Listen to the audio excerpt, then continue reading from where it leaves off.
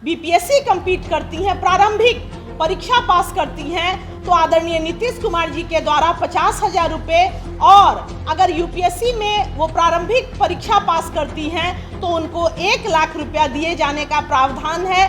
क्या नीतीश कुमार देश के दूसरा चाणक्य हैं? क्या नीतीश कुमार देश के दूसरा गांधी हैं? नमस्कार, मैं विकास और आप देख रहे हैं चौकस भारत न्यूज। देखिए, जितना जो नीतीश कुमार के चाहने वाले हैं, जिनका सपना है कि नीतीश कुमार 2024 में बने प्रधानमंत्री देश के बने, वो लगातार नीतीश कुमार की तुलना तो कभी चाणक्य से तो कभी राजा राम मोहन से कर रहे हैं। आज जेडीयू कार्यालय में प्रेस कॉन्फ्रेंस था। इसका नेतृत्व महिला प्रकोष्ठ अध्यक्ष सह प्रवक्ता भारती मेहता ने की। क्या कुछ कहा, पहले उनकी बातों को सुनिए। जदयू है वो आदरणीय नीतीश कुमार जी कहती है भाजपा की चुनावी वर्ष है, इसलिए नीतीश कुमार जी जातिगत गणना का कार्य करवा के और वो आरक्षण का दायरा बढ़ा रहे हैं। मगर एक चीज़ है कि जो नीतीश कुमार जी ने जातिगत गणना को करवाया है वो संविधान के अनुच्छेद 340 में इसका प्रावधान था, जिसके अंतर्गत कोई भी राज्य अपने राज्य के लोगों के सामाजिक, शैक्षणिक, आर्थिक और मानवीय विकास के सूचकांक पर हो रहे विकास को आंकने के लिए जातिगत गणना करा सकता है, जो आदरणीय नीतीश कुमार जी ने कराया। इसके साथ ही आदरणीय नीतीश कुमार जी ने के नेतृत्व में बिहार में जो चीज़ें हुई हैं, मैं एक बार उस पर दृष्टि डालना चाहूँगी कि 2007 में नगर निकायों में 50% आरक्षण दिया, 2006 में प्रारंभिक शिक्षक नियोजन में 50% आरक्षण दिया। इसके साथ ही 16 फरवरी 2016 को सभी नौकरियों में बेटियों को 35% आरक्षण दिया गया नीतीश कुमार जी के समय में। 2013 में बिहार पुलिस में 35% की भागीदारी दी गई और इसके साथ ही बिहार 26% महिला कांस्टेबलों को यहाँ नियुक्त कर चुका है, जो संपूर्ण राष्ट्र में सर्वाधिक है।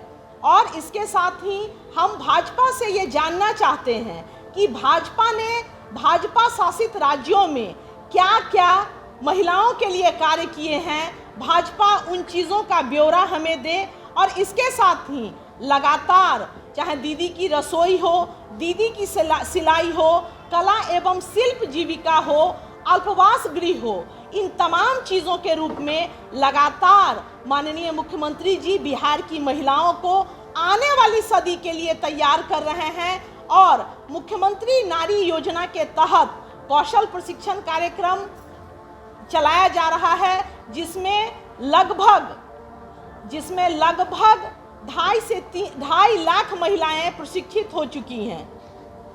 इसके साथ ही बिहार में बच्चियों के जन्म से लेकर और स्नातक उत्तीर्ण करने तक जो ब्यौरा है वो राष्ट्र में सबसे अव्वल दर्जे पे है। हमारे यहाँ बच्ची के जन्म पर 2000 और स्नातक उत्तीर्ण होने पर 50 है। और इस बीच टोटल लगभग 80 से 90 हज़ार रुपया हमारे यहाँ बेटियों के जन्म से लेके उनके स्नातक तक की पढ़ाई के लिए दिया जाता है। और इसके साथ ही अगर बेटियाँ बीपीएससी कंप्लीट करती हैं, प्रारंभिक परीक्षा पास करती हैं तो आदरणीय नीतीश कुमार जी के द्वारा 50,000 रुपये और अगर यूपीएससी में वो प्रारंभिक परीक्षा पास करती हैं तो उनको 1 लाख रुपया दिए जाने का प्रावधान है, जिसका लाभ सैकड़ों नहीं हजारों बेटियां उठा चुकी हैं।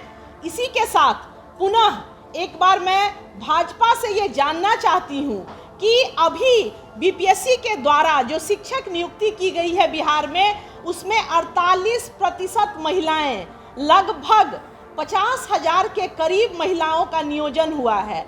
भाजपा शासित राज्यों में ये नियोजन कितना हुआ है, भाजपा हमें बताए। इसके साथ बिहार में स्वयं सहायता समूह का जो रेशियो मैंने बताया है 1,30,00,000, भाजपा शासित राज्यों में ये रेशियो कितना है, जीविका में उन्होंने कितनी महिलाओं को जोड़ा है, वो भाजपा बताए। इसके साथ पंचायती राज में हमारा जो दर है महिलाओं का, माननीय मुख्यमंत्री जी ने 50% महिलाओं को आरक्षण दिया था, आज लगभग 67% महिलाएं चुनाव जीत के आगे आ रही हैं।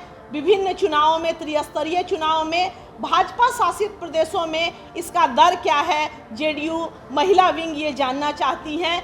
बेटियां लगातार शैक्षणिक तौर पर सशक्त हो रही हैं और इसके साथ एक बड़ा सवाल ये कि जब आदरणीय नरेंद्र मोदी जी ने महिला बिल लाया तो उसके साथ परिसीमन और जातिगत गणना कराकर उसको क्यों नहीं पेश किया, ताकि 2024 से ही भारत की बेटियों को उस आरक्षण का लाभ मिल पाता। और जो वो कहते हैं कि हम सशक्त बेटी सशक्त समाज चाहते हैं, तो इसका शायद प्रमाण दे पाते।